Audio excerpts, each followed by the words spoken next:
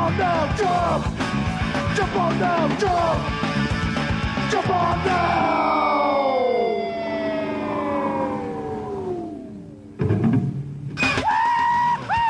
Ultraverse comic books. Now that's excitement. Superheroes. First editions. Jump on now. So, ladies and gentlemen, welcome to the Unspoken Issues podcast. I am your host, Jesse Starcher, and we are going to be diving into some Ultraverse this evening. That's right. We don't go here too often. We've been there. You can go back in the archive. You can check out some of the previous Unspoken Issues episodes. And I think our very first one that we did, was it our first one that we did, Chris? Yeah, our first episode was prototype number 1. That's what I thought. So, yeah, you can check out our very first episode, not our 0 issue, our very first episode, where Chris and I talked about prototype number 1. And this evening, we're going to be doing 3 books. The man who thought of this, I'll let him kind of introduce the concept of what we're getting into here and why we're doing it. And then Chris will let us know here. But I got to intro our good buddy Evan Bevins coming on here to talk some Ultraverse. Just real quick, Evan, is Ultraverse something that you read back in the 90s, or is this kind of like your first kind of jump into it? Or I remember I bought Strangers number 1 that we'll talk about in a little bit at the newsstand at the New Graham Pharmacy in Bluefield, Virginia. Just if you really want to know. I thought it was cool. I like the idea of getting it on the ground floor. And then I'm pretty sure I didn't buy any other issues. But on a church youth group trip to Gatlinburg, Tennessee, I bought the entire Ultraverse trading card set. Oh, okay. So I got the quick and dirty on all the characters. Wow. Man, that's always a fun thing to do. Go on vacation and be like, okay, I want to go check out the comic store around here. Just see what it's like. I assume you read those cards at least once while you were, yeah. So you got a little bit of familiarity of the characters and the universe, the Ultraverse, if you will. So, Chris, what are we doing tonight? What is the plan and why are we doing it? Well, this 2023 represents the 30th anniversary of the Ultraverse launch. And so I thought it'd be cool to look back at the launch titles, because the way Ultraverse worked, it was an entire new superhero universe kind of built out pre-launch. The books came out in waves. So like the first month, there was the books we're going to talk about tonight, Hardcase, Prime, and the Strangers was like the first wave. And then the following month, they launched, I think, 4 or 5 new titles. And then the following month, they launched a few more. By, maybe 5 or 6 months into it, they had an entire line of superhero books. But the launch titles were Hardcase, Prime, and The Strangers that came out in, I guess, June of 93. I was thinking it was a little earlier, but that summer. So I was on kind of the ground floor for Ultraverse. I thought that it looked kind of lame, going into it, like seeing ads for it and stuff. Image had launched about a year earlier. Right. And I believe the influx of cash that Malibu got from helping Image launch their books really helped them spearhead the Ultraverse. Ultraverse came from Malibu Comics. Right. They were the publishers of Ultraverse, the Ultraverse line. But yeah, I remember reading an article in Comic Scene magazine. There was an article about all of the new superhero universes that were launching that summer. So it was like Milestone, Deviant, I think, whatever Warriors of Plasm was. I think it was Deviant or Defiant. I think it was Defiant. Yeah, Defiant. And then Ultraverse and a few others were in their Comics Greatest World. And I read that Ultraverse article. It really sold me on the idea of at least giving them a chance, because it's a lot of the stuff in that article sounded cool. So when they hit the newsstands, I picked them up, and I was an Ultraverse convert from the day they launched. Pretty much, I was buying almost all of them, for the first few months that Ultraverse was around. So you jumped on now. Oh, absolutely. Jump on now. Unfortunately, I didn't see those commercials because I don't think they aired anywhere outside of Right, dude. I never even knew they existed until Dean brought them up. I had no clue. At our comic shop, they were carrying Ultraverse at this point.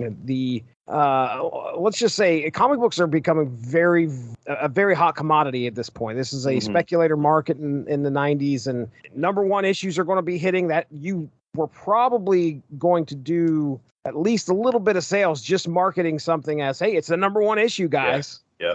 Why not have all these publishers just be like, okay, yeah, let's put these number ones out there and let's get these universes started and see what we can do. So yeah, as for Ultraverse, I knew it existed, but I didn't pick up anything off the shelf when it was out. For me, when it came to comic books, I mean, back in the 90s, it was Image Comics, then Marvel, then DC or Valiant. I'd almost say Valiant edges out DC for me when it comes to what was getting my dollars. Yeah. And then Malibu got practically nothing. Like they got very, very little. So all these characters that are in this universe were completely foreign to me until about 5 or so years ago when I decided, okay, I'm going to maybe a little bit earlier than that, maybe about 10 years ago, when I decided to do the podcast, there were a bunch of people that were like, let's cover Lord Pumpkin. And I'm like, what is that?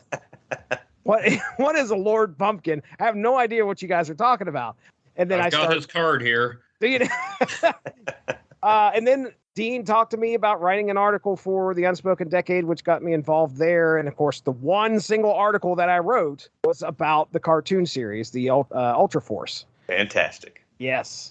And I learned so much. And it's great to kind of get into these issues that we're going to be talking about tonight, because there is a lot of that's in the cartoon. Mm-hmm. A lot. Go ahead. The Ultraforce cartoon was almost like, I mean, it was based on the Ultraforce team, but it was kind of like the Ultraverse cartoon because they touched on a lot of other different characters besides just the members of the Ultraforce. I think we were at one point, either we had it on the agenda, we were going to talk Sludge. I think it was Sludge's Christmas special or whatever it was. Yeah. I know I'm pretty sure Sludge is in the cartoon. A lot of what we're going to talk about here tonight that happens in Hardcase, there's quite a few characters that pop up in the cartoon there. We're going to start with Hardcase tonight, right? Yes, sir. Okay. I was thinking that these books all came out like a week apart and that it was Hardcase first, Prime, and then Strangers. But apparently Hardcase and Prime both dropped on the same day. Same day? June 15th of 93. Is that right, Evan?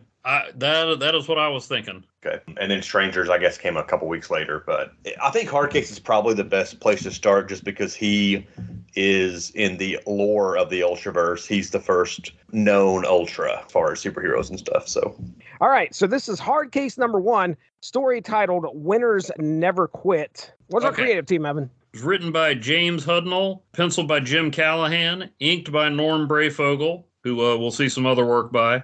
In just a little bit. Letter by Tim Eldred, color designer Paul Mounts, and Chris Ulm is the editor.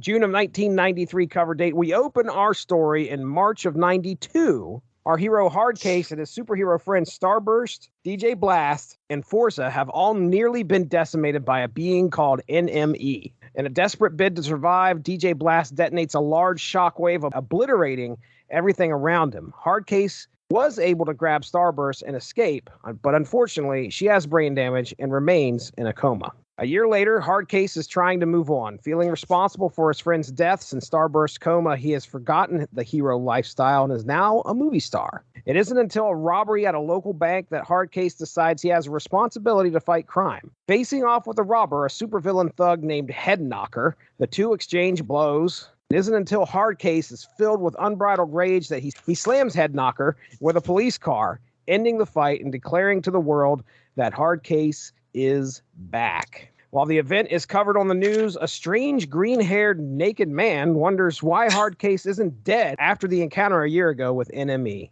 And I think that's where we end. Chris, I'm going to defer to you here first. This is our opening comic, the opening salvo of the Ultraverse of Malibu. What are your thoughts here? I love this comic. It's one of my favorites.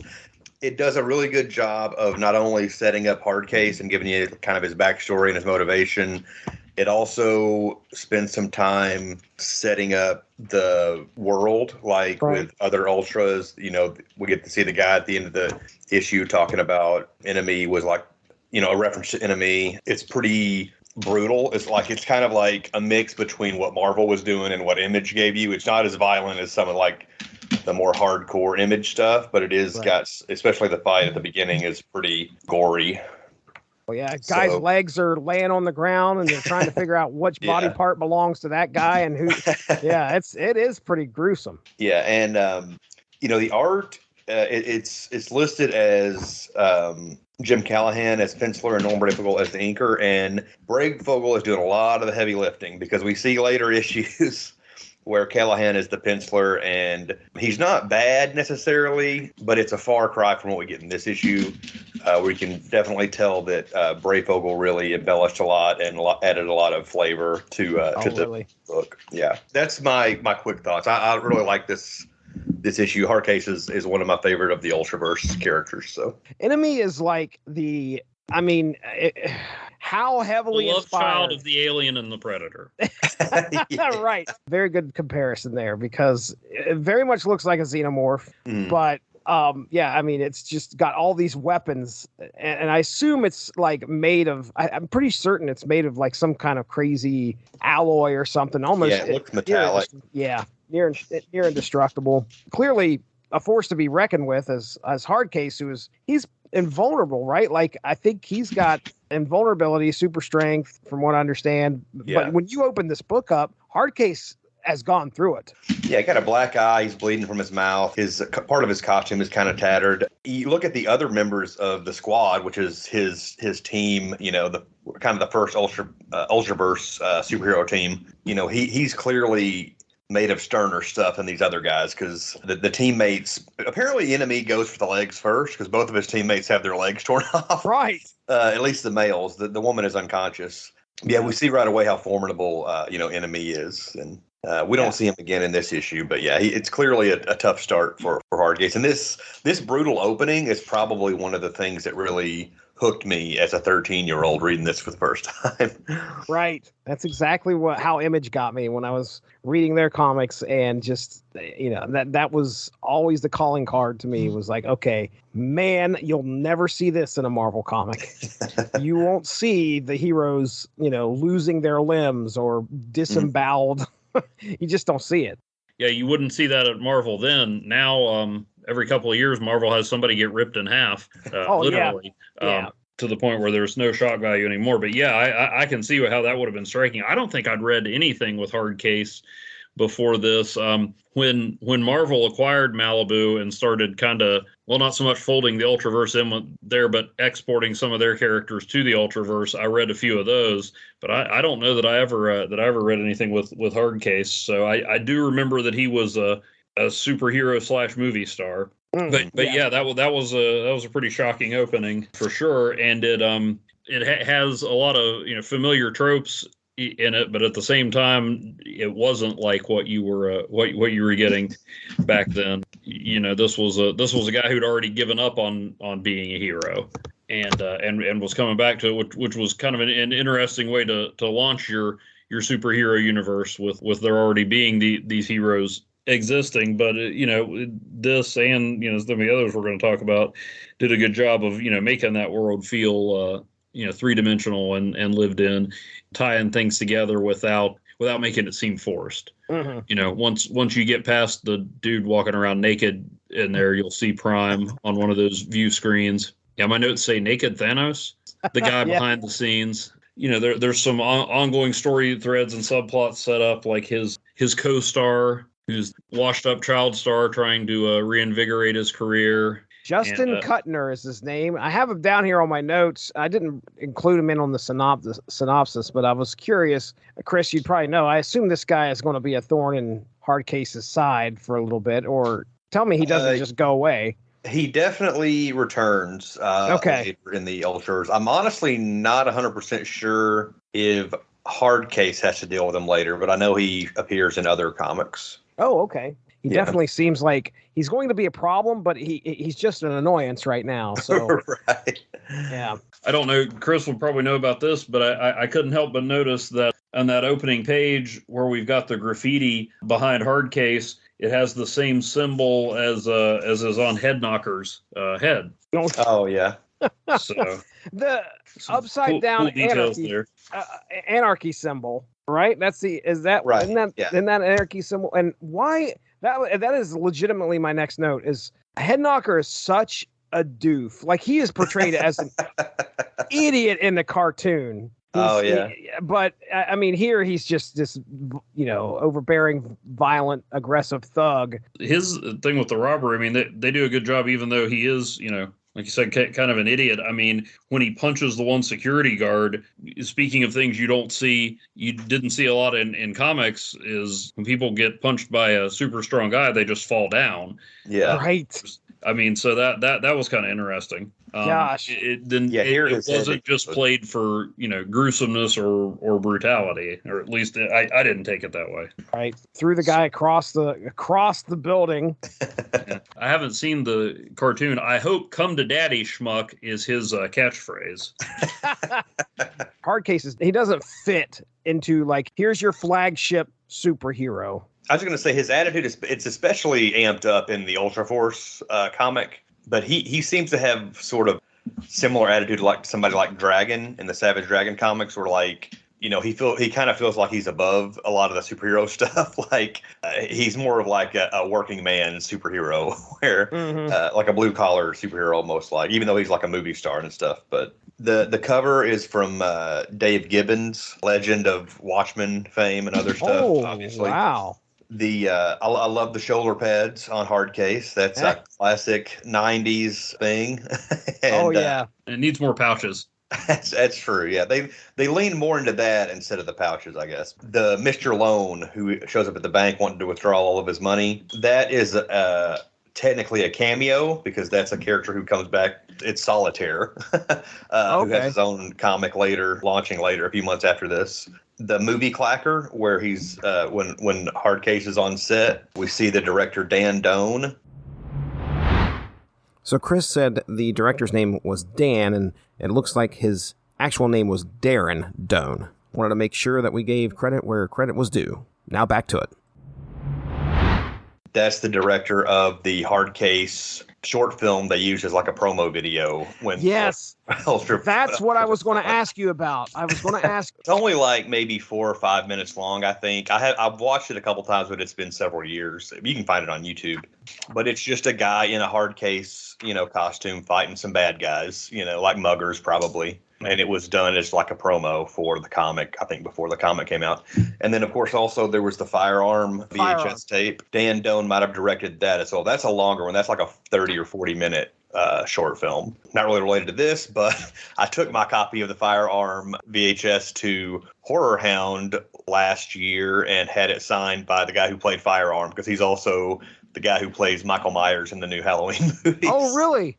Yeah, and I popped out on the table, and he was like, "Whoa, I haven't seen one of these in a while." Wow, that's awesome. But he remembered it, obviously, yeah, and that was kind of cool. The only other thing I got, the name Head Knocker, I thought it was really dumb when I was a kid, and it's kind of grown on me, I'll be honest. Maybe because I've read this comic 50 times. So it seems like it fits that guy. Yeah, he would come up with that. I think the man who isn't a man at the end is modeled on a naked Jean-Claude Van Damme. I'd know those bare buns anywhere, guys. Oh, come on, get out of here. That's got to be Van Damme. But that's pretty much all I got. I really like this comic. I don't know how to respond to that. That's hilarious. Well, let's pick a panel. So, Chris, I want to know which one you picked, Jesse. Yes, as a matter of fact. Well, what's funny is I don't think I until I was scanning this again, I almost picked a different one, and then I was like, no, wait a second, that's the one right there. This is actually kind of a tough one, because I really like the art in this issue. Like I said, mostly because I think Brayfogle puts his stamp on it. It's easy to go with, some of the slaughter at the beginning. I'm actually going to go with, it's page 21, second panel, and it's the image of Hardcase collapsing into that car and crushing it pretty much. I like that panel quite a bit, and I like the sound effect. Yeah, that's what I got. He gets launched from Head Knocker, who's coming right at him through the wall onto a car down below. The fight with Head Knocker, Hardcase really goes through like a journey here, because he gets utterly defeated, at the beginning. He's really hesitant to jump into a fight when he hears about the bank robbery going on before he finally decides to do it. And then when he gets there, he's kind of getting his ass kicked, and he knows that Head Knocker is more powerful than him. He kind of acknowledges it in the issue, but he still finds the resolve to, come out on top or whatever. But anyway. Yeah, well, you're right. I mean, his journey, because he was done. I mean, as soon as his friends, the squad, I forgot that that's what they were called. As soon as the squad was killed, or at least and I think he was involved with Starburst at the time that all went down, right? Yeah, it's his girlfriend, and she doesn't die, but she's in a coma that they don't think she's ever gonna wake up from. Right. I mean, at that point, you're like, I'm done. I'm never going to do anything like this again, no matter how strong I am. Clearly, it's not enough to keep the people that I love safe. So I'm just going to stop doing it. And then he has that, I don't know if it's a security guard friend or that friend of his. It was his friend. I think it was a fan. The security guard that came up to him, got an autograph or whatever. When he heard that there was a bank robbery and the guy was like, we could use some help. And he's like, not my thing. And then it started weighing on him. You could tell he was like, okay, I should probably go do something. And when he does, he's outmatched, but then he really does pull himself up and is able to win the day and then declare to everybody that Hardcase is back, baby. Hardcase is back. All right, Evan Bevins, panel time. What do you got? I got page 24, the full page after he has beaten Headknocker. His internal monologue the whole time, Headknocker was stronger than him. He was really wondering if he could pull this off, and then he's kind of going through that thought process of, looks like retirement is out of the question. But it's just cool. It gives you the extent of the fight. Not as gruesome, but there's blood and everything, so it's not quite the same aftermath you're used to seeing in comic book battles, which is just some debris and the guy unconscious. You can even see Hardcase breaking a sweat. That it wasn't just a clean and easy victory. Right. So I thought that was a pretty striking angle and pretty good. Kind of sums up what happened, and you can see the gears turning in his head about what's coming next. Headknocker just laying there, bleeding from his nose, unconscious. And it's nice size, it's good size splash page. Good stuff. There's a few splash pages in here. The one I almost went with was Headknocker charging at, that page, you could tell. It's like, okay, I've got a character that I want to do. I want to draw a page up, and then where am I going to stick this? Oh, okay, got a perfect spot for it. Headknocker coming at you. I didn't go with it. I didn't go with that. Folks, I already posted it like a week ago on the website, and that is Hardcase with a 90s knot reference. Picking up the car, and what does he say here? Where are you going, wimp? Running away? And then Hardcase turns around, hits him with the car, and yells, "Not." Perfect. No, doesn't get much more 90s than that. So there you go. One of the cool things about Ultraverse was, they launched with a lot of money, so they got really high quality paper. All the at least the direct market editions had the glossy pages, and they had like state of the art coloring. Even though the artists on Ultraverse comics were kind of there were a lot of changeovers, a lot of really good art, and a lot of kind of subpar art. But they always looked nice as far as the coloring and the pages and stuff. The lettering, especially these page where he's beating the crap out of Headknocker with the car, there's a lot of really cool like sound effects, and the page where early in the issue where Enemy flings Forza off of after he's got him impaled on his finger there. There's a fling sound effect, and it's kind of like it is. It's part of the motion of him flinging him off of his hand. So and cool. That was probably the first time I'd ever seen something like that in a comic. And that's actually really cool. Comics that do have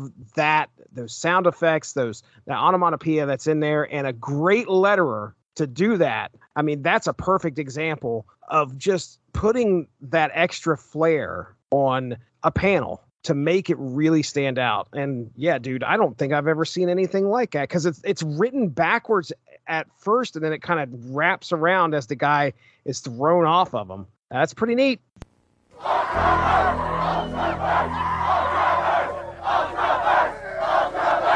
You sure about this? Ultraverse Comics. Let's do it.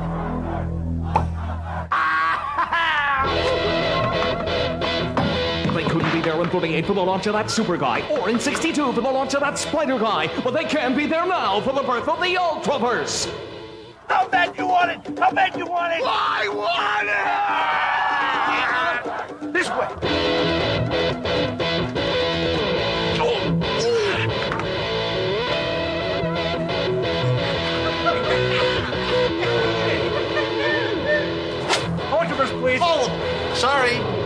All sold out.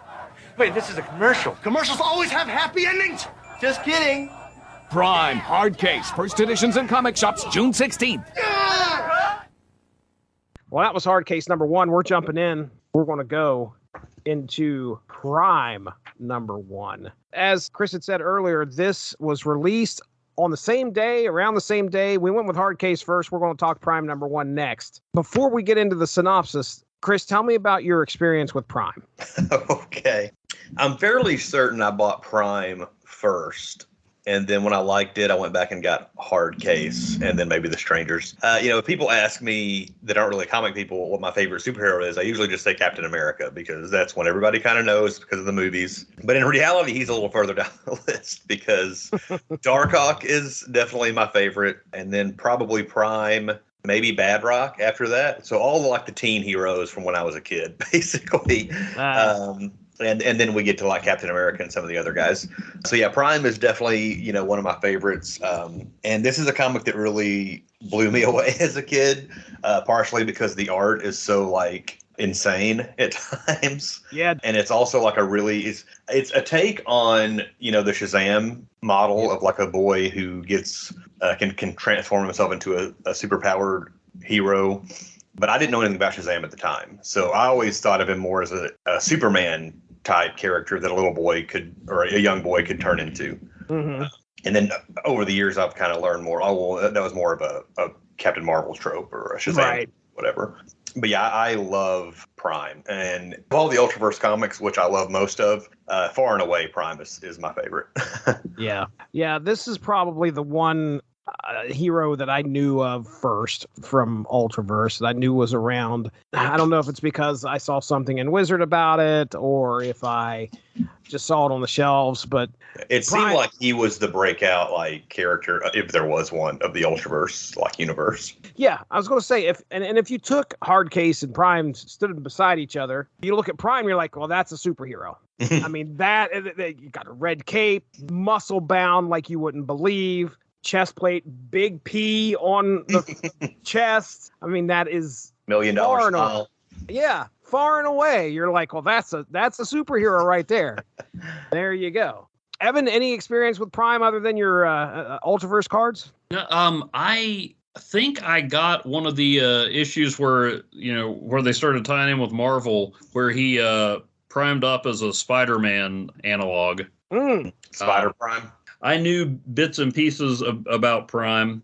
I knew it was a kid with this super adult body, which actually I was a little disappointed. I knew that reading this issue because they don't really reveal that. No, they don't. They do not. Except they do in ads for Hardcase. Yeah. In Hardcase, there's an ad for Prime that it's like, he's the world's greatest superhero. If only he could tell his mom. But I mean, even knowing that, it makes you appreciate some of the details in the issue that I thought were really well done. Right. That maybe you wouldn't notice the first time through if you didn't know that. It's not an issue that hinges solely on the surprise. It works beyond that.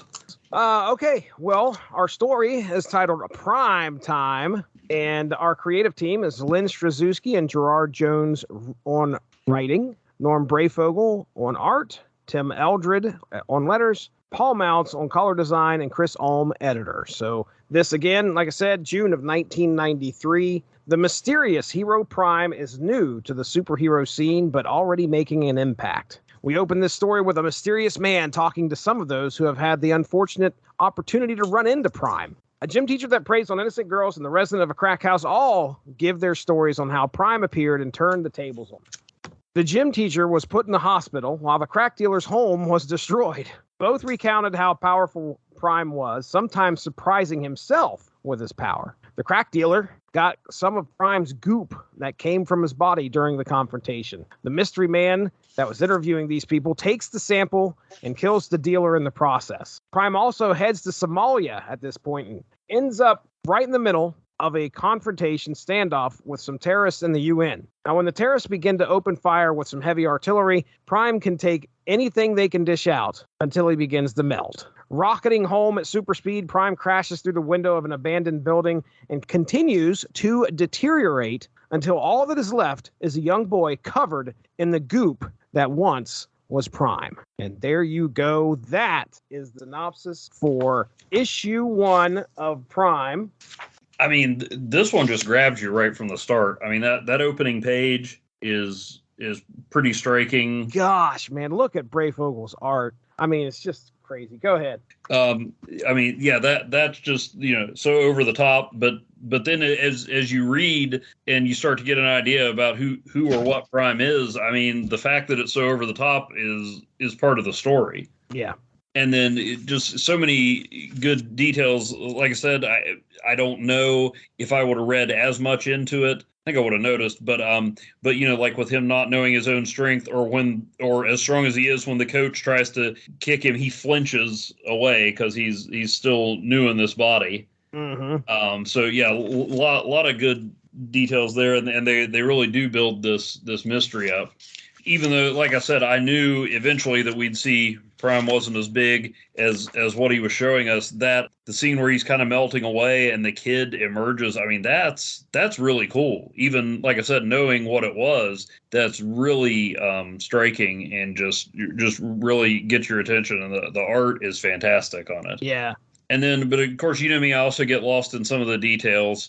I mean, I don't want to, I wouldn't nominate either of these guys for Man of the Year, but so the pervert coach, like, oh, we just shot him with a tight beam of radiation, so he'll never have sexual urges again.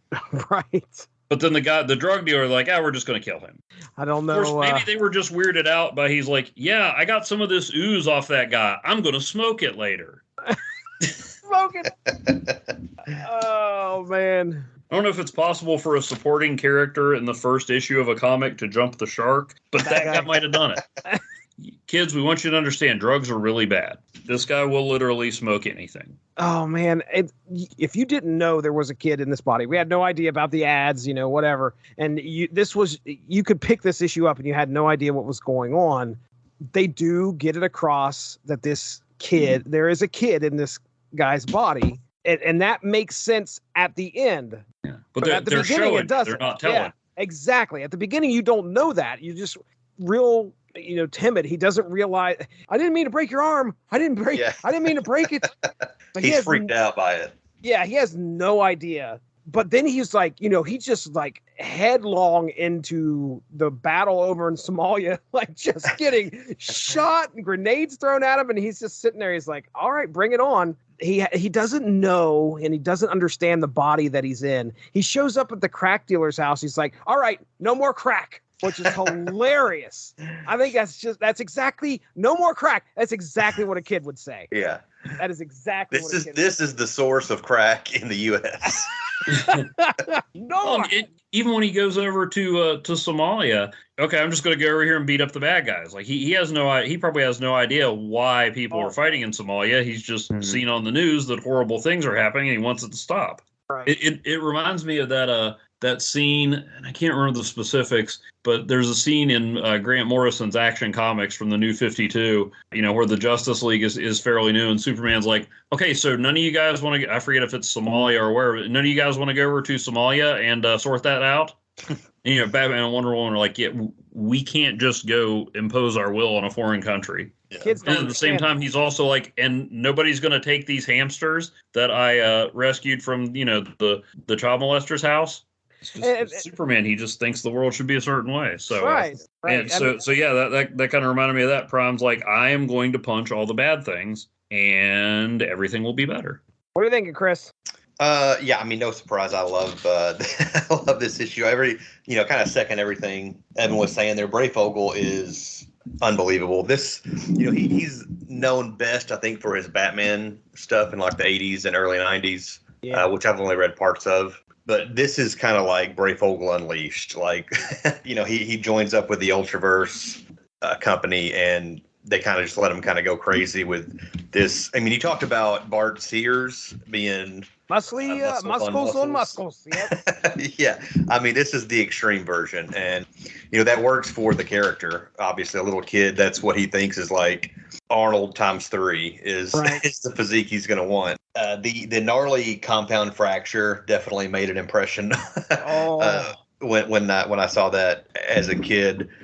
him like just walking through the fire, the flamethrower, the drug dealer. Yeah. Compared to him sprinkling him with a garden hose. We see for the first time, I think, when they try and shoot him at the drug house, some of the bullets, kind of splurt back out of his body. And we see like the goopy power set. It's a kind of an interesting change of pace from what we would think of looking at this guy. You think he's just going to be a Superman type, like a new overly muscled Superman.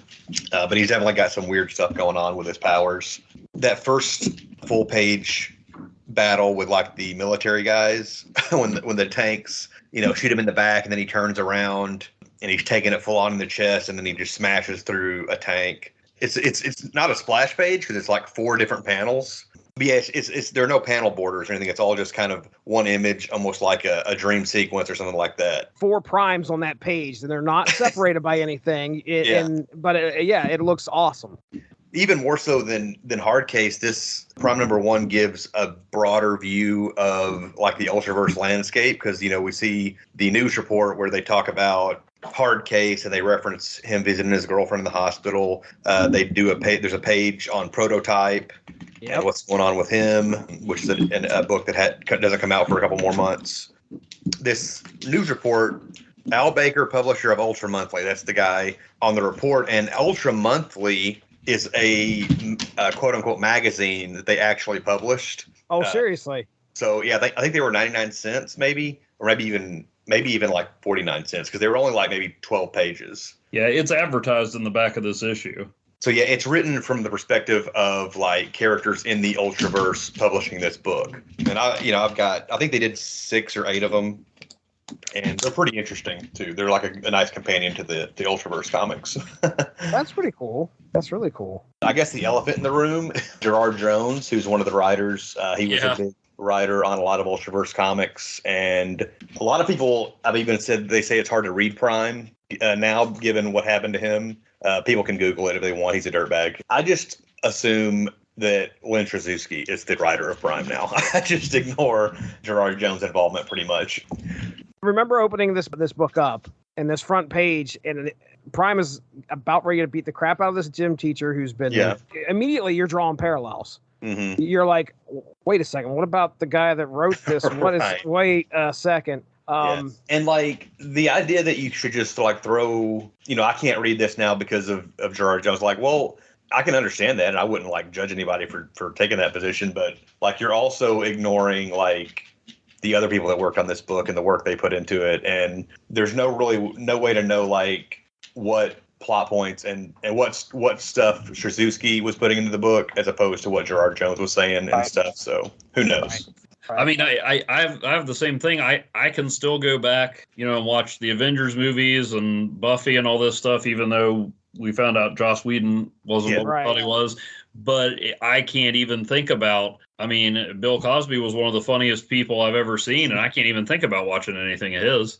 Yeah, slightly different circumstances. I myself react in different ways depending on the project and the person. So yeah, I couldn't fault Chris for still loving Prime, and I couldn't fault somebody else who was like, nah, I can't read that. You mentioned the world building. That was one of my notes. I put in here definitely a great intro issue. You don't need to know everything, and we don't really get shown everything. We've already talked about that, and there's still a lot on the table. Like, how did this boy get a hold of this? What is going on? How is he able to do this? What is this goop? Where's it coming from? Who's the mysterious guy? So there's a lot of great mysteries that I'm sure are going to fill the pages of the rest of these issues as they I want to read the next issue. Chris, you got one of those laying around anywhere? Send it on over. I'm fairly sure I do. All right, well, let's pick panels. And I'm taking the moment that Prime gets hit. Well, I shouldn't say the moment, because he gets hit by the terrorists, and then he turns around and he's just filled with rage, and he starts just getting obliterated. But the panel that I'm taking is the one after he looks at his hand and he starts to see that he's melting. And he's got this horrified look on his face as goop is just pouring from the holes in his chest and all over his body. Yeah. And he's like, oh man, I've got to get out of here. At that point, he leaves. But the look on his face and just the fact that he is falling apart, it's a moment in the book where you're like, oh, what is going on now? Evan, we'll let you go next. I'm going with that first page. Oh, Apparently, when I pick panels, I just pick entire pages. It sucks you in right away. I'm not going to say it lets you know what the whole issue is going to be like, but it kind of sets you off balance. It makes you really curious to know what the heck is going on here. The ridiculous muscles, that's not, 90s excess art. That is part of the story. Totally. I think you said it, Chris. It reminds me of in Kingdom Come, where Batman says, well, Captain Marvel was Billy Batson's idea of, what a perfect adult role model should be or whatever. And this is this kid's fantasy about being a superhero. Yeah. One thing before you get to pick yours, Chris, I forgot all about the cheesy Prime lines that he would roll. Yeah. That is the Prime directive. Oh yeah. And again, that is, he does that in the cartoon as well. That is what a kid would do, though. I mean, that is exactly what a kid would do. So, it's good stuff. All right. Some adults make really bad puns in such too. Yeah. I've heard. That's what I've seen. All right. What's your pick, Chris? Almost every other page you could find a panel that would be appropriate for a best panel. Speaking of the one that Evan just picked, like that opening page where just the look on Prime's face, like the lighting, it's all, half of his face is all dark and shaded, but you can still see the eyebrows tensed up and the veins in his head, like how angry he is. It's an awesome panel. It's part of the battle with the terrorists. It's page 19, and there's that 3-grid panel in the middle of the page where they throw the grenade and he catches it, and there's that great spap sound effect, and then it blows up. And my panel is the third panel where he's kind of charred, and his hand is kind of starting to melt a little bit. He's just got a smile on his face, and he's laughing at the soldier that threw the grenade at him. That's my panel. Yeah, he is out testing his limits. Yeah, and I think when he catches the grenade and he realizes that didn't hurt that bad, and that's where that smile's coming from. Can't believe none of us picked the him emerging from the Prime Jello mold. I thought that's where you would go. Yeah, or I can't. Vomiting all over the floor in the last page. Yeah.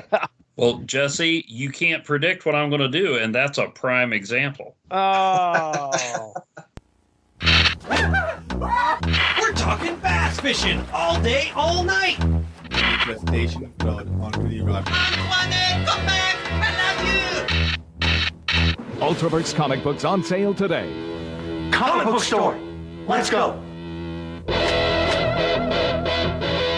They couldn't be there in 48 for the launch of that Super Guy, or in 62 for the launch of that Spider Guy, but they can be there now for the birth of the Ultraverse.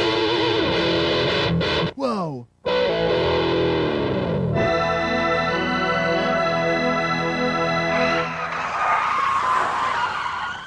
Line! That way!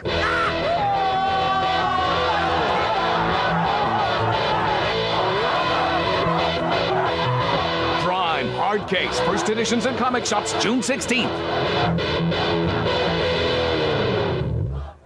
Well, there's Prime number 1, and we're about to get into our next and final book, and that is going to be The Strangers number 1. So our creative team, Steve Englehart, the author, Rick Hoberg, pencils, Tim Eldred on letters, Tim Burgard, inks, Chris Ulm, editing, and Paul Mounts, color design. Story is titled Jumpstart. So before we get into The Strangers, again, I already told you guys, I'm not picking up Ultraverse titles. Chris, tell me about The Strangers. Was this a title that you were getting? Yeah, it was. I don't think I kept up with The Strangers as long as some of the others, but I definitely got it, and I liked it quite a bit. I liked it more, I think, as a kid than I do now, for reasons I'll go into when we kind of break down the issue. But yeah, it's a cool concept, like these 6 or 7 strangers that are all on a streetcar that gets hit by mysterious lightning, and they all develop powers and quickly kind of catch up to each other later once they realize what's going on, and kind of become a team that way. One of the big problems with the Ultraverse, they're creating 90, 120, whatever superpowered characters for their universe in just like a month's time or a couple months' time, trying to get it launched. And so one of the things that you're going to be struggling with in that is what are we going to call these guys? So you end up with characters like Adam Bob, which is probably the worst superhero name. I think you meant best. Well, sure. I mean, it's all relative. And Electrocute, which I think I remember her being called Electrocutie. Maybe that was in like one of the articles. Maybe that was like an early name, and they just decided to call her Electrocute later, which she's like a robot that gets electrical powers. I can confirm that the official Ultraverse trading card refers to her as Electrocute. Okay. All right. But there are some cool ones too, like Spectral is a cool name, and he's a cool character. And Grenade, not a bad name, especially given his power set. So it's not all bad. I like The Strangers. It's not one of my favorite Ultraverse books now, but at the time, I definitely was into it. That was my introduction to it. I thought it was a fantastic concept. I mean, that could have been the launch book for all of it. I know at least one other book came out of it. They had the established stuff with Hardcase and things like that. So, but I mean, I don't know who owns the rights to it, and I certainly don't need everything to be turned into a movie. But I mean, I'm not sure how, with all the comic book stuff getting thrown against the wall to see what sticks, that somebody hasn't gone, hey, this is a perfect concept for a streaming show. I wasn't picking up The Strangers. I wasn't doing anything with The Strangers. I had no idea what in the world or who The Strangers were. I think they were strangers to you. Yes, they were, as a matter of fact. I think they do have an episode in the cartoon, if I remember correctly. And yeah, I think that was one of the, it was like a backdoor pilot type deal. Yeah, okay. This was cover dated, according to what I'm seeing here, June of 93. On a cable car in San Francisco, 50-plus people are trying to enjoy their commute when billionaire J.D. Hunt's unyielding public display of affection with his lady friend Candy begins to become a little much. Riders and friends Bob and Hugh take matters into their own hands, removing J.D. from the cable car. This is just the weirdest way to open this comic. Like, some dude's making out with some chick, and the people in the car are like, "Get off of here!" But anyway. I mean, he's a jerk, but I'm pretty sure the only people who committed a crime were Bob and Hugh and the other guy. Right. Just then a large... You could throw people off of vehicles for being annoying. I would have been thrown off a lot of vehicles. Just then a large beam of energy zaps the cable car and those around it. The cable car careens out of control, hitting a small Mazda Miata. Luckily, no one on the cable car was hurt, but the man in the Miata is taken to the hospital with a big, I think he had like metal sticking out of his head. As all of the passengers go He's on about... have a rough night, man. He said Nightman. He said Nightman. As all of the passengers go on about their day, Hugh and Bob begin to realize they have some peculiar powers that are beginning to manifest. Other passengers begin to find out that they could do strange things as well. When a strange cloud appears over the city, a mysterious lady appears in the street speaking an alien language. As the police are trying to remove her, she begins to lash out. Bob and Hugh go to confront her, thinking that their powers may help the situation. They soon realize they may be outmatched, but are then joined by Elena LaBrava, Dave Castiglione, and young Leon Bradford, and Candy, the lady that J.D. Hunt was trying to make out with there. All passengers from the cable car that morning, all with newfound powers. Individually, they are not a match for the alien woman, but using their abilities together, they get the upper hand until she flies away. With some time to themselves, these strangers decide they want some answers on how and why they got these powers. Their first mission will be to follow the mysterious alien woman to the strange cloud in the sky. So there you go. There is a lot that happens in this book. Yeah.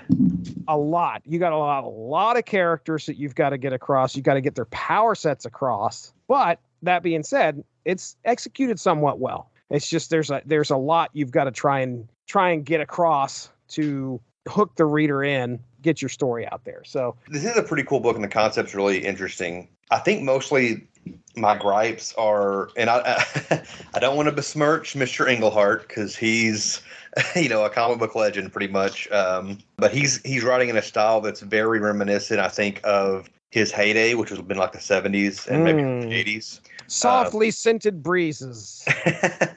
And I don't mind so much like the captions, but like the problem is it's in this issue, but it's something that continues throughout the series. Like every time there's a scene with all of the 7 of the strangers, almost every panel, every character has to say something. It's like he's got to give every character a moment to get a line in. I want to say I saw it's a quote from him somewhere, or maybe it was somebody in a reference to his writing style, that the way he writes dialogue is every sentence needs to end with either an exclamation point or a question mark. Wow, does it ever? And Jeez. And ever since I read that quote about him, or that he had said, I've noticed like that's the way. I mean, every word balloon, that's the way it is. There's something about the way he does the dialogue. It's just kind of hokey, and it just takes a long time to read a lot of these comics. The art is very good. I like Hoberg quite a bit. He's sort of like, to me, is sort of a cross between George Perez and Dan Jurgens. Those are the two guys he kind of reminds me of. He's not necessarily as good as either one of those, I don't guess, but I do like his art style, and it fits a team book really well. We not only get to see the introduction of all the strangers in this issue, but also Nightman. You don't know it's Nightman until his book starts a couple months later. But Johnny Domino.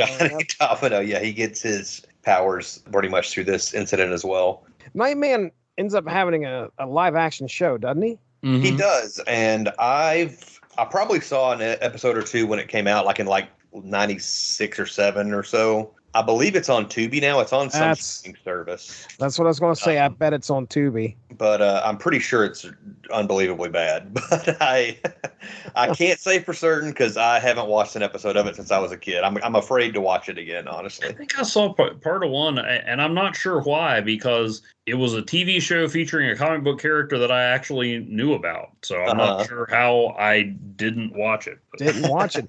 It was in syndication, I'm sure, so it probably wasn't even available everywhere. I'm not sure. Yeah. It just depended on who was carrying it or whatever. I'm pretty sure I did con my parents into sending away for the Gambit versus Nightman #1. It was like $15 or something. Yeah. Well done. After being struck by lightning, a jazz musician gains the power to telepathically sense evil and becomes his city's nocturnal superhero. Yeah, Englehart also is the Nightman writer, and it is similarly sometimes hard to get through those. Oh, really? And I'm being the minority on that. I know a lot of people who are Ultraverse. I'm in that Ultraverse group on Facebook. A lot of Ultraverse fans. Nightman, the Strangers are some of the most popular. So a lot of people, and Nightman's a great looking character, and a lot of the concepts in that book are really cool. I just sometimes struggle with the style of writing that he uses. I don't know if you can keep this spoiler free or not, but I'm going to ask you about G. Lawrence Bushnell and his nurse Henrietta Hawkins. All right. So clearly something's happening there, right? Mm-hmm. Yeah, they will come back at some point. One of the cool things about the Strangers concept is, they're on this cable car, the lightning strikes. Everybody on the cable car presumably is affected by it. Yeah. We only see the 7 who kind of get together at the end of this issue and kind of form the team. But as the series goes on, we see a lot of the other people that were on the car and how it affected them. Some of them make different choices, that lead them in different ways, and our heroes interact with them as time goes on. All right, Jesse, not to sound like a broken record, but I am looking at G. Lawrence Bushnell's card in the Ultraverse set as we speak. What does he look like? Just describe him to me. Does he look like an old frail man, or does he look like death? Well, he looks like an old frail man with a big scary monster behind him, and he goes by the name of Death Wish. I knew death had something to do with it. He was dying of cancer in this book, and I'm like, and he's like, oh, I feel better all of a sudden. I'm like, and his nurse is like, I'm not feeling so good, and I'm like, oh, this is not going to be good. Yeah. Okay. As we know, he had a week to live. In the aftermath of the jumpstart, he found that he had become immortal. Then he found that his cancer had become immortal too. Now he lives in eternal, excruciating agony, wishing for death. With his wish unfulfilled, he lives only to share the pain of his cancer with others through death. That did not go the way that I thought it was going to go. Man. He's got his power chart. He's got an 8 on the strength scale from -2 to 12. A -2. His agility is a 4. Energy projections a 7. His combat skills are a 5, and his cool factor is a 12. Oh yeah. I'm pretty sure everybody's cool factor is a 12. That was the best part of that trading card set. Everybody's a 12 on the cool factor. Prototype's a 12 on the cool factor. Spectral is a 12 on the cool factor. Oh, that's hilarious. Should I? I'm going to go ahead and just assume that holds true throughout. That trend continues. Should I just kind of name the characters and their powers? Yeah, definitely. Lady Killer is sort of the leader. Elena LaBrava, I think's her name. She can use her clothes as weapons. And she has like really good eyesight, I believe, as well. Like she can see long distances. Grenade, that's Hugh, right? And he can kind of Power is the inability to wear a shirt. Yeah, he's got a great sort of vest with no shirt underneath kind of look going. Also shoulder pads, though. Don't forget those. Yeah. And he can kind of shoot shrapnel out of his body, not only his hands, but also like his chest, pretty much anywhere that's exposed, I guess. So, hey, it's functional. The vest with no shirt underneath is functional. Nice. Adam Bob, he sort of has the power to like transmutate items, kind of like Firestorm, I guess. He can transform things. Electrocute is the sex robot that J.D. Hunt, the a-hole that they threw off the train just in time to keep him from getting powers. She's an android, and she gets electrical powers, kind of like Electro. She gains like free will as well through the jump start. Zip Zap, Leon, is like a 12-year-old African-American, kind of embarrassing dialogue they give him in some of these books. We got a backwards cap on and some basketball shorts, and he's basically, he's a speedster. And then Spectral, I'm having trouble remembering Spectral's real name. That's David Castiglione. That's right. A little on the nose that they give the gay character the rainbow powers. He's kind of got like Human Torch type flame powers, but he can change, like depending on what color of the color spectrum he's using, it changes his powers. Like I believe red gives him super strength if he's got the red flames, and I forget what all they do, but like each color is a different power. And then Ural, or if that's how you pronounce it, looks kind of like Storm. And is her code name Lavender Storm? And she's an alien creature, an alien type character that they think might have some answers to where the jumpstart effect came from.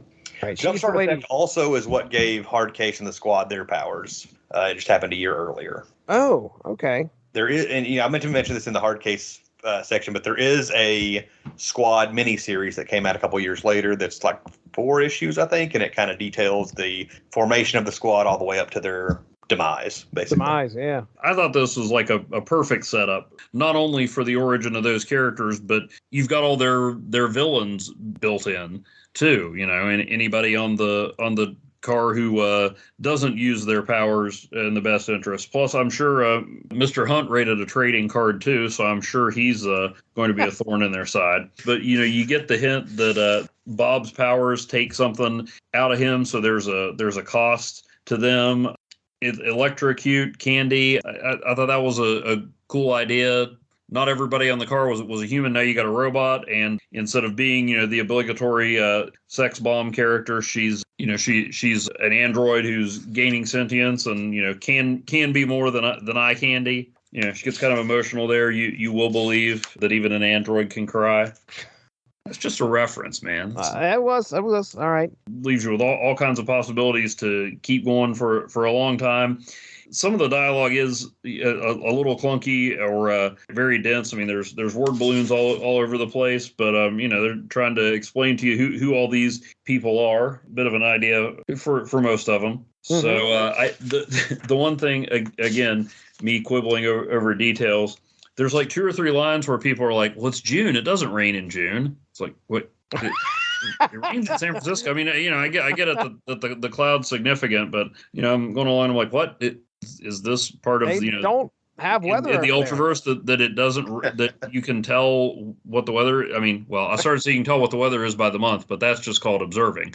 Wait a minute, there's a cloud. That's weird.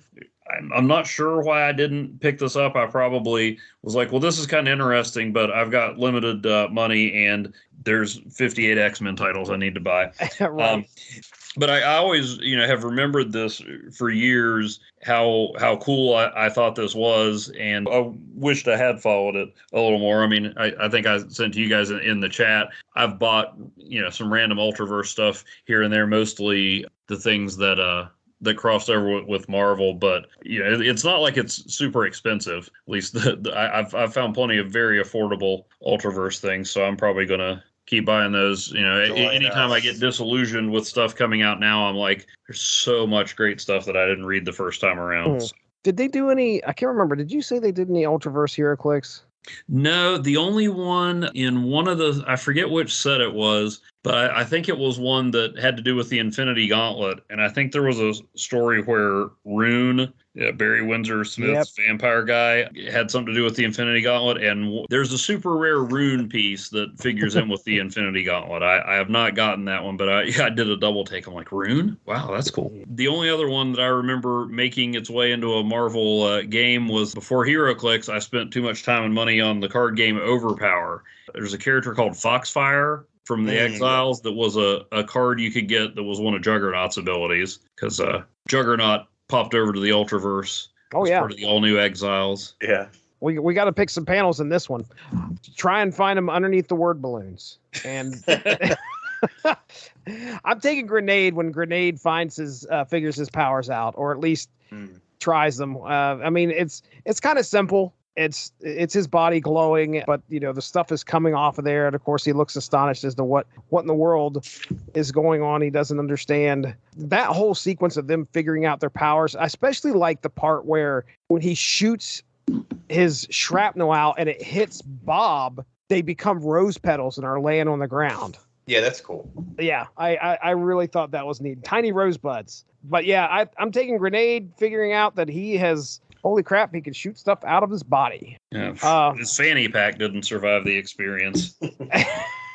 What you got, Chris? Which one are you taking? The easy one is the one I'm going to go with. I'm going to steal Evan's thunder on the full page panels. I'm going to go with the jumpstart effect crackling down on the cable car, page 4. Nice. Technically, you're stealing my lightning, except that was actually not the one I picked. Oh, all right, I didn't know there were any other full pagers in here.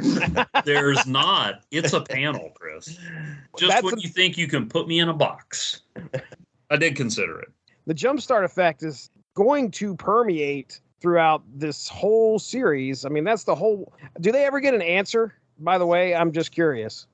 Wasn't it in the Breakthrough crossover? Yeah, they get some answers. They don't get all the answers. They get some answers in the Breakthrough storyline, which happens about 6 or 8 months into the Ultraverse. Okay. All right, Evan, what do you got? I actually picked the one on page 14, panel 3, after Candy slices her arm on the planer for the trees or whatever, but where she's looking and you can see the circuitry. You knew there was something unusual about her, but that's the first time you realize she's not human. And then you've got the guy, the one guy's like, oh, you'd better come up to my office. And then the other guy who's not even like pretending, he's just, if he had a thought balloon, it would be sex. Yeah. But I mean, there's a lot going on in that panel, and it's not one where it's being dialogued to death. It's the reactions and what you see is telling the story more so than the dialogue. To kind of paint a picture for our listeners here, Candy, after she takes off after getting hit with the jump start, she was originally wearing, I think, just a trench coat. Yeah. But underneath it, she's wearing lingerie. And now after she takes off from JD Hunt, she's walking around the city in lingerie and like turning heads of hundreds of guys. She went from Gambit to White Queen. Yeah, she did. Blink of an eye. Yeah, and I didn't say this in the synopsis, but one of the other driving forces is that they're kind of worried. Like, some people, they showed up for the good of the people of the city in order to try to stop it was Uriel, who was out there on the streets. They were thinking, well, we came together, but other people didn't even show up. And most likely they've all got powers. And there might be some people on that cable car that aren't exactly, good people. So we ought to band together and be prepared for something like that too. So, it's follow that cloud. Yeah, follow that cloud, and it is a neat concept when you think about it. These people they don't know each other. It's not like they have a history at all, and they've come together for one purpose. And there's a lot on the table for them to try to work through. Are people going to get along all the time? Are some people going to turn on others? I don't know. Tune in. What happens when they stop being polite and start being real? All right. Stranger, San Francisco. I might find a clip and put that in here. All right. Well, we've done it. There it is. That's our first 3 launch issues celebrating the launch of the Ultraverse. We did Hardcase #1, Prime #1, and The Strangers #1. Ultraverse, it was kind of one of those for fans. There were a lot of people who read comics at the time, didn't really care about Ultraverse, but for people who were really into it, it was one of those things that's like, yeah, it was gone pretty quickly. I got out of comics in the midst of the Ultraverse thing, so when I got back into it, late '95, Marvel had already bought Ultraverse, and it was kind of on its last legs. I think they were only publishing Prime, Exiles, and Ultraforce maybe at that point. The Ultraforce comics, I started picking those up again, and it was like Prototype was there, but it was Bob Campbell was Prototype again, not Jimmy Ruiz, and Hardcase was gone. Towards the end of the Ultraforce run, like from the Marvel era Ultraforce, Hardcase comes back and like nobody knows who he is, because there was the big, when Marvel and Ultraverse merged, there was like a big event called Black September, that kind of reset everything. So the Marvel stuff not as fondly remembered, but the early Ultraverse stuff I still really like. I'm actually in the middle of a full Ultraverse read through because there are still some books, especially from the Marvel era, that I've never read. Probably a little less than a year ago, I started like a full read through. Now that I've got pretty much every comic in the Ultraverse line, I think I've pretty much got them all. There's always stuff popping up that I hear about that, that I'd never heard of before. Like I think I mentioned on one of our previous episodes where there's like some actual story material in a not previews, but like advanced comics or one of those preview catalogs from the 90s that has like actual story pages that only appeared in those catalogs. And I'm like, how am I ever going to find those? Right. But for the most part, I've got everything. So I'm in the middle of kind of rereading it, reading the full run and everything. And I'm really enjoying it. So hopefully Evan can find some good stuff in the dollar bins. They're pretty easy to come by, it seems like. Every one of them made me want to read the next issue. And I mean, what more can you ask for from a first issue than that? Especially ones that came out 30 years ago. And that's been our show here. Let's go ahead. We'll get into plugs. Evan, we'll start with you, buddy. What do you got going on there on the blog sphere? *51.blogspot.com. Kind of took a break for a while, but I'm back posting regularly and finally doing my read through of Just Imagine Stan Lee creating the DC universe. Let's see, I've done Batman with Joe Kubert and Wonder Woman with Jim Lee, and up next is, point of this recording is Superman with John Buscema. And then hopefully I'll have a few more by the time this airs. Still, it's been a while, but I'm still committed to providing the internet with the Ravage coverage you cowards won't.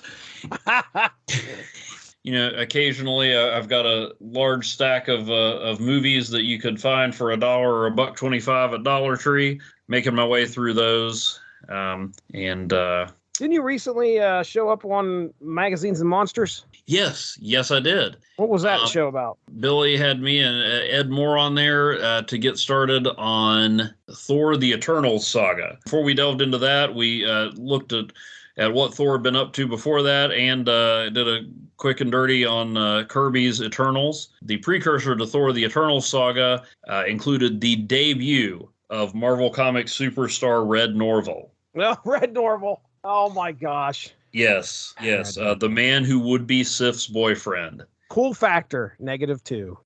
Oh, Jesse. I've got some panels I'll send you. It'll change. Oh, okay, I'm sure.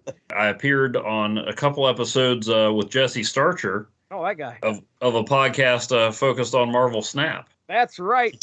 Snap material, baby. If you're a Spotify listener, you can chime in on our polls that we have out there. We have some questions we threw out to people as well. And then we talked about our top 5 unsnapped characters in the mobile game Marvel Snap. The ones that you can't find that should be in there. I mean, why in the world aren't they? So you can hear us each talk about our top 5. Chris Armstrong, let's hear it, buddy. What do you got going on?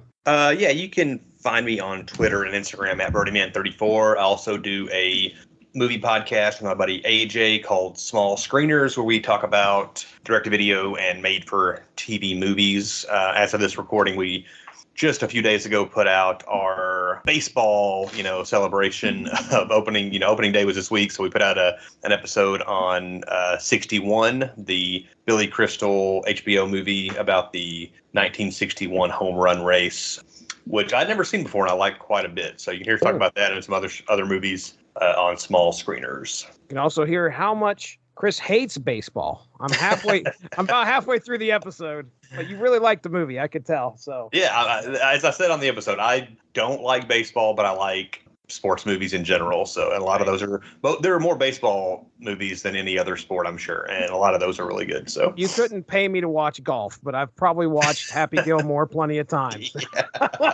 Legend of Bagger Vance. Legend of Bagger Vance. Go back in the archive. You can listen to me and Evan, me and Chris, all of us talk 90s comics on the Unspoken Issues podcast. Over 70 episodes, closing in on 80 here. And then the Source Material Comics podcast as well, where we are just having a ball talking about comics from any age, any decade. Mark and I just finished up our discussion on comic books that deal with the metal property. So we talked about one that was Iron Maiden, one that dealt with Slayer's Repentless, and that book was awful, but oh my gosh, cannot wait till that airs because we skewer it. And then we talked Gwar Orgasmageddon, which was, of those 3, it was the greatest thing I've ever read. That's it. We are getting out of here. That is Evan Evans. That over there is Chris Armstrong. I'm Jesse Starcher. We'll talk to you soon. Thanks for joining us. Have a good one. Bye-bye. Force it. Jump on now. Prime reached out with his mighty hand. Come inside the pages of the Ultraverse comic book, where Prime and his Ultra heroes battle on against Enemy and his evil forces. It's Prime time, Enemy. Fire! Sorry, Prime. Evil rules. Get him! Yeah, Prime's getting pounded. Not for long. Ghoul and Nightmare will nuke ya. Ultra cool! New Ultra Force action figures, each sold separately. New from Galoob.